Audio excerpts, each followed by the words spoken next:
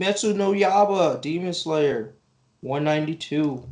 Chapter name is The Wheel of Fate.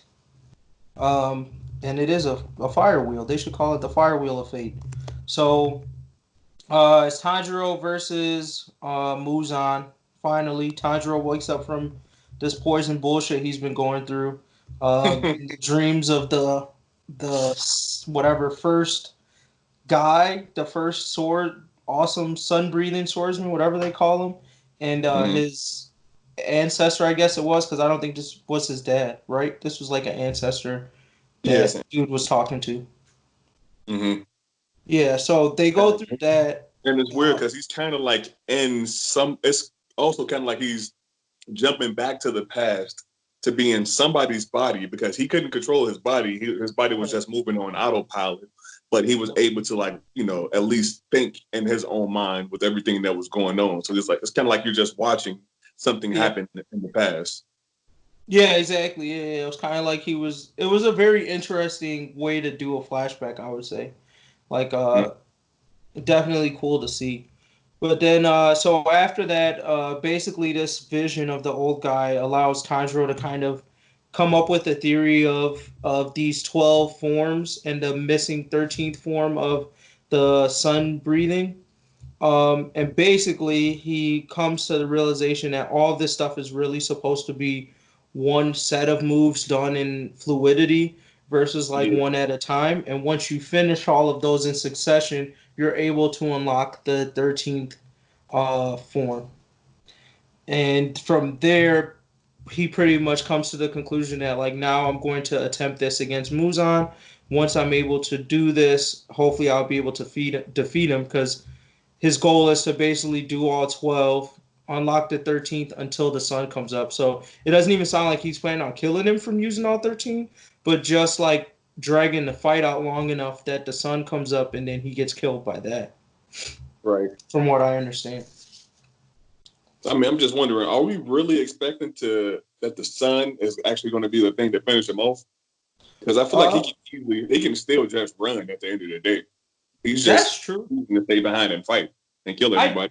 I do feel like if the sun kills him, I would think that Muzan's a little goofy, because I go like, you should be thinking about that. Like, maybe you don't have the exact hours counted in your head, but like after a certain time, like, I know he wants to kill those people, but he's pretty much destroyed the organization to such a degree that, like, this is really their only chance to kill him. But like, he has multiple chances to. He could just go in hiding for a while until they all die off, and then just pop back up later. You know what I'm saying? Like, this, it's just because of his thirst for like Nezuko's thing that's, I think, keeping him here. But I'm just like, bro, like, just go home. Like, you've lost pretty much everybody in your org. Like, just go home and rethink this shit. I mean, and he can also easily just gonna create more demons. Hell, he can turn everybody into a demon. Oh, we know. Yeah, he can take hell of those dead bodies, turn them into demons. Like, he can pretty much restart the org, while these people are pretty much screwed. Like, they've been able to unlock this technique. Maybe that's what he's scared of a little bit. Is like, now they know a little bit of the learnings from like the first guy, so they can start teaching that to new recruits, like get them to try and achieve that like ability. But still, I don't think any of it is going to be enough, because we saw like the chapters before this was like pretty much the top pillars all fighting him, and they barely, they all took the L right now. That's why Tanjiro's fighting right now, but it's like, damn, like they was barely surviving. So, and that's why they were also invisible to him. Right. So, yeah. Yep. And they gained the abilities to see like through his body and everything. Like, they were learning as the fight went on, but they still were like not able to beat him. So yeah, I'm gonna think he's a full goofy if he gets killed by the sun and just not by Tanjiro's like power up, so to speak. Right. But I think that this power up he's going through, I mean, it's definitely like, if he's able to take Muzan out like solo, it's gonna put a lot of respect on his swordsman name. That's what I'll say. That nigga is gonna be the king of the world. I'm telling you, compared to all these other swordsmen, like, wow, this He's turned up and basically only has one eye technically. So he Yep. basically took this nigga out with one eye. I mean, so here's the thing that I'm also thinking is going to have to come and play. His sister is going to have to come and play somehow to help him defeat this man, because you know that throughout the course of this story, his sister usually comes in clutch to save his ass or help him defeat some kind of demon or whatever. So I'm not sure what they're going to do, but it's probably going to be some dire situation where he's almost about to actually take Tanjiro out, and then that's who's going to come up, and either she's gonna give him some type of power up or whatever, but they're gonna work together somehow to actually defeat him, instead of it just being Tanjiro being this ultimately OP swordsman that takes him out just by learning a new breath. Yeah, no, I totally agree with that, because I think given the way the previous Tanjiro battles have gone, Nezuko always comes to help in some way, shape, or form. Like when they fought the Thread Demon, like Nezuko is pretty much the one that kind of helped him finish off that first move of the flame dance, because she unlocked some like blood technique, right? So I think we should probably see some character development or power development from Nezuko in this battle to help Tanjiro out. I'm curious as to what it's going to be. Maybe she's going to be the one that helps him in the unlocking of the 13th form. But we'll have to see. Definitely. And do you think everybody else is basically going to be dead, or only a few characters? So far, I think most of the pillars seem to be more knocked out than dead. Like, I don't think the guy with the scar on his face is dead. Like, the wind guy, who I guess is, like, maybe the second strongest. I don't think he's dead. So you're not talking about the blind guy? No, but I think the blind guy might still be okay, too, to be honest. The only person who I'm suspicious of dying is maybe like Snake Homie from like the whole backstory we had to get from this nigga before they all got dropped. But he would be the only one where I'm like, all right, he might actually die after this thing is done with. But I think the top pillar homie. Not the other guy, the one who's the big brother of the guy who's able to like temporarily turn himself into a demon. I think he'll survive. I thought he lost a shit ton of blood, but he was holding in what was left of his blood just through his sheer muscles, squeezing all over the place on all of the places that were leaking blood. Yeah, my thing, I think that guy's too cold to die. My real question for Demon Slayer is like, because you know the hype that's surrounding it, and like we're at 192, so he might be targeting ending this at 200. But if he doesn't want to end this, like, I don't know who's going to replace Muzan. Like, in terms of, like, what's going to keep the story and the battles going past this. Like, I don't know what he's going to do. And that's the thing. Like, so I can see them all dying if he's planning on ending this at 200. So he'll just end the story with Tanjiro and Nezuko being happy. But if he's pushing it past the 200 mark, I think that there's going to be more characters that need to survive, because they're just going to have to come into play later in the story for other shit. That's all. I can see that. I mean, honestly, I don't really see how they can honestly throw another enemy into the mix after this shit is over. Facts. Like, my only thing would be if there somehow the guy who gave Muzan this shit is evil. That would be the only thing I'm like, oh, the guy who created the demon serum, if magically he's some important person or fellow, then I would see how they could push it past this. But like, if they kill Muzan, like, who's next? Who's really next? Like, most of the demons are now dead at that point, like, or in hiding somewhere. And then Nezuko is pretty much the only demon left, I would say. Right. Because they better not pull the fucking Hunter x Hunter route when they be like, yeah, let's go out of space. Turns out Muzan was a bitch compared to all these other creatures out here. That would be hilarious. But that's what I'm saying. The way that bag is looking for him right now, he might have to. He might have to add some shit on the back end. That's going to, that story is just going to start to go downhill. It's going to tank for sure. This should be one of those where I think it's like going to be similar to Tokyo Ghoul, where Tokyo Ghoul people really liked it, but they kept it finite with the ending. Like, Tokyo Ghoul is over now. So I hope Demon Slayer keeps that kind of integrity where they're just like, hey, it was a good story. I'm glad everybody liked it, but it was like going to end after this, so we'll just end it. Yeah. Yeah. Yeah. Don't give yourself an L trying to chase that bag. Thanks. Anything else you want to add, or are you ready to rate it? I'm ready to rate it. Okay.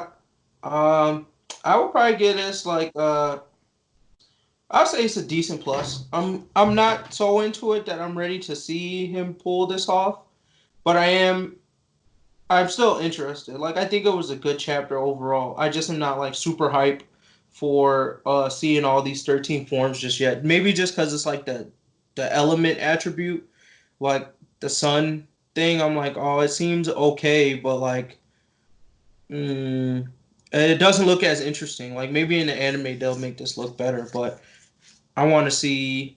I don't know. It would have been cooler to me if like maybe it was like a mix of all the other forms, so I could see like water, lightning, sun, fire, like all of that kind of come together more than just the one element. I think that would make it cooler for me. Well, remember the thing is, I think they're all supposed to be derived from Yeah, this exactly. main breath. So maybe you can kind of see. Well, if you were to like break it down, you'll probably see like certain movements from the other breaths, but Right. it's Yeah. kind of weird in its own way. I mean, I think regardless, when they finally get to this point in the anime, you know it's going to be animated like the most fire shit ever. So I Oh, just think in the manga, it's just too much going on to really appreciate whatever he's going to be doing over the next 12 or 13 forms. But yeah, in the anime, like they're going to take the time. Like the budget is going to be fat for that this battle. yeah. But with that being said, I was close to giving this a decent as hell, just because I really enjoyed everything that's been going on so far within this story. But the thing that gave me a kind of a sour taste from it is the fact that one, Tanjiro was kind of able to perfect this new breath just by watching somebody do it one time in a flashback where he had no kind of room to practice. All he did was just Right. sit there and watch. So it's kind of like he's like a fucking copycat swordsman where he just has to watch anybody do anything and he can suddenly do it. Mm-hmm. And two, he's able to, even though he, was able to do an ass pull and learn everything that he watched from the very first breath user, his body should still be in very low critical condition. Like this man should be, Thanks. in death mode, and he's moving at top speed, able to keep up with Muzan in this condition. All of a Yep. sudden, where he was almost dead, it just doesn't really make a lot of sense at this point. So, I mean, I can see if he was, at the level of the pillars where these niggas have been training hardcore as hell for hell, even before Tanjiro was born, I'm pretty sure. Yep. Yeah, I can see that being the case, but it seems like it just doesn't really make sense for him at his age to be able to make a recovery like that. That's facts. I totally agree. It That's the is a thing. little excessive to Exactly. to do that type of jump. But I feel like they kind of did it to all of his friend group. Like they basically try to. I think they kind of try to put Zenitsu on pillar level with that move he pulled against his uh brother or like whatever training mate at the time. Like that second form he pulled out. I felt like they were trying to go like, oh, this nigga got pillar clout because he pretty much took this guy out like just him alone, where everyone else was like struggling more or less to take out their upper moons or whatever. Mm-hmm. So if not, if they keep going past this, we know that Zenitsu probably beats Homie because he just has to, even though I haven't seen that much from him. But those three are definitely got to be pillar rank at this point. And there's probably room because I'm assuming there will at least be 3 empty spots of pillars by now. Like Flame Hashra is dead. Yep. I'm assuming, is probably going to still be alive after this. Um, Didn't Brother that had like 20 wives, didn't that nigga die too? Oh yeah, Sound Homie. I don't remember seeing him recently. Yeah, he might have died. So yeah, he died. We know Butterfly Chick died too. The Yep. insect girl, she died. So yeah, Yep. there's 3 spots open at the very least for them to take. Big facts. Now, before we end this discussion for the show, question related to the previous chapter. What's your opinion on the whole, let me smack my sword against yours so we can all turn our shit red? And do you see that as something with Tanjiro turning his sword into something special, like a special color or anything, or just unlocking something crazy with his sword? I can totally see that, like Tanjiro getting that red blade. I think the funniest part is like how shit just works for them. Like how they're able to decipher the shit that Tanjiro did. Like, when he had the scars come on his face. Like, I think their route of being able to figure out how to get everybody to do that was like weird to me. Like, I was just like, oh, it's like, I'm glad y'all figured it out, but at the same time, it just seemed like whatever they throw, like they just throw something at the wall and it just works. Like what you're saying with the sword thing. Like, oh, if we touch swords, doom, and then it like worked. It's like, what? Are y'all just like granting wishes? Are y'all just some genies? Because everything y'all say just worked. Yeah, that's true. You're never wrong. I'm just like, okay. But yeah, I think he'll get some type of sword thing. I just go like, the thing for me is that all of this is just in perspective of like, are we gonna end after this? Because if we are, I go like, it's kind of a waste because you get all these power ups to defeat this guy, which is great. But at the same time, it's like we're never going to see it get much more than that if it ends. And then if it doesn't end, it feels like you're going to have to make up way more bullshit because now the next enemy has got to be stronger than this guy. Exactly. And that means that all of the characters basically have to scale up now. So meaning like the weakest important character should, by the time we fight the next big boss, should be at the point where he's either close to, he should be able to easily take out Upper Moon would be at least what I would say. If not, be able to take on Muzan. Because I feel like that's the power scale that would have to happen next is like, oh, this nigga got to be up there. Exactly. Yeah. And that could ruin the show because then it becomes DBZ of just like, oh, you got to be insanely strong for no reason. Yeah.